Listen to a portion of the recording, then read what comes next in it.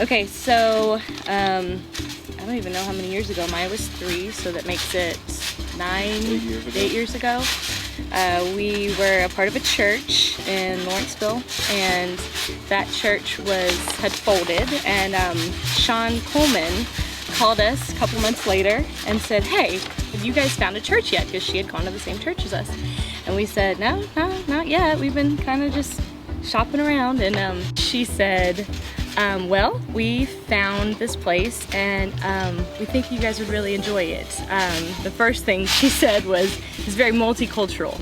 And she goes, you just would love the environment, you'd love the teaching, and I just really feel like you guys would really be a part of this family.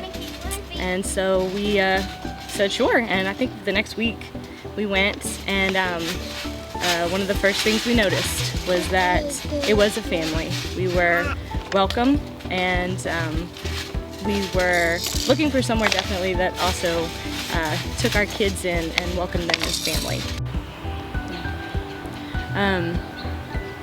There's something I tell the kids a lot, and it's speak the truth in love.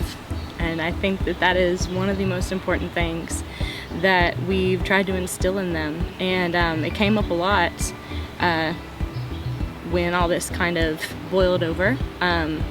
And as far as the climate being what it is racially, that's kind of always been the climate for us. It really has been. So it's not that we were affected so much by what is happening. It's that we were affected actually in a very intimate situation on social media that kind of sparked the anger, I think, that started in our home for a while. We had to process through it. We had to kind of understand what it meant to protect our peace, because when we started to seek God about it, because it got real. It got real. I mean, the anger got real. It got kind of rugged at times. And we have to live by example and show our kids that you can process your anger, that you can process your bitterness, that you can process these things because God gave them to you for a reason. And I think just in general, the way we live our lives and the way we raise our children, my hope is that it'll be a light.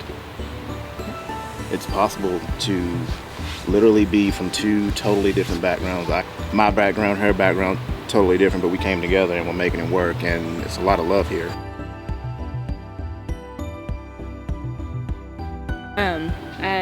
I said we sought out Gwinnett County for a reason. We sought out our church for a reason. We wanted a place that was diverse and multicultural.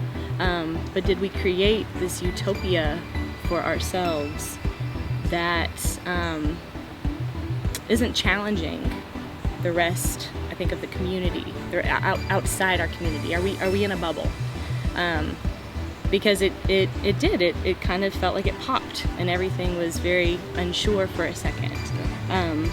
There really are still people out there who believe this, that the brutality is still really happening, and we knew it was. I mean, we watch it, we grieve through it, we get angry through it, and it did not surprise us that it popped. I try not to hide what's happening from my kids, and I don't want them to be afraid, but at the same time, I want them to be cautious in how they act and places they go and the people they choose to be around as they get older.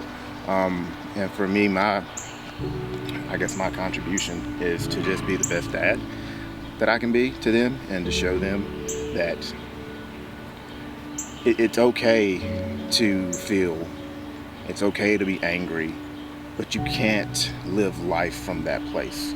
It has to just be an emotion that you experience, and you have to understand it for what it is, and then do your best to move forward. I'm not very good at that.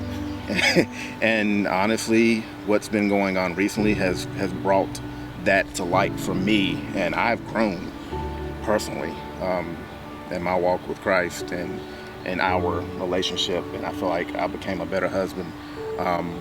because of what's going on in some weird way. It's almost like I've accepted that we are different, but yet we have the same heart for God, and I respect your differences, you respect my differences, and our kids see that, and I think that's the best we can give for them, right now. It's just honesty and love. And so that's just how I try to live my life. Everybody's talking about having a voice, especially on social media nowadays, because we're coming out the heels of a pandemic and a quarantine, and we have a voice.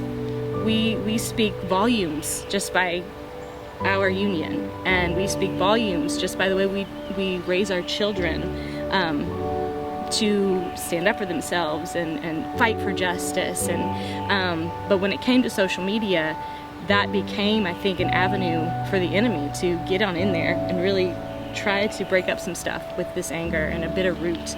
And so we shut it down. But like I said, I found interesting that we didn't have to be our own voice when this particular instance occurred, and other people came to kind of our defense and our rescue. And I thought that it was very telling that the people who did were LCI family. And that moved me, that spoke to the importance of your foundation and your family being a part of your truth.